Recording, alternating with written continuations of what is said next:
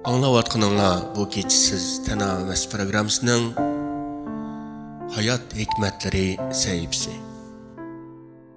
Mikrofon aldı Mədinə Abdusattar. Üç paqa ehtiyatsızlıqdan süt çilekiga tushib ketibdi. Birinchi paqa. Bu mening taqdirim, saqlay. Taqdir meni zoda qanday qiladi ekan? Debla putlarini yig'ib midir-sidir qilmay un-tinsiz yetibdi. İkinci paqa çilek ichida birdam uzgandan keyin ümidsizlanib. Bu çilek bək cho'nqurkan. Har qancha kuchsam-mu sakrab chiqib keta olmayman. Mening sakrash qobiliyatim yor bermaydi ekan.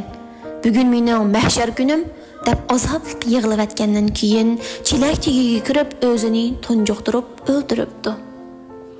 Uchinchi paqa atrofni ko'zitib. Hozir putimning mag'duri bor. Sakrash iqtidorimdan aytganda chiqib keta olmayman. Agar putimning ostiga quyug'idek bir narsa topsam, bu chilakdan chiqib ketishga umid bor, debdi. Shuning bilan 3-paqa u yoq-bu yoqqa uzib, putining ostiga quyug'idek narsa izdabdi. Paqa to'xtamay uzibdi, ammo hech narsa topolmabdi. Biroq sut paqaning to'xtamay uzishi bilan uyib, qaymoq bo'lib shakllanibdi. Qaymoqning yordamida paqa kuchab bir sakrab chilakdan chiqib ketibdi. Şundaq dostlar.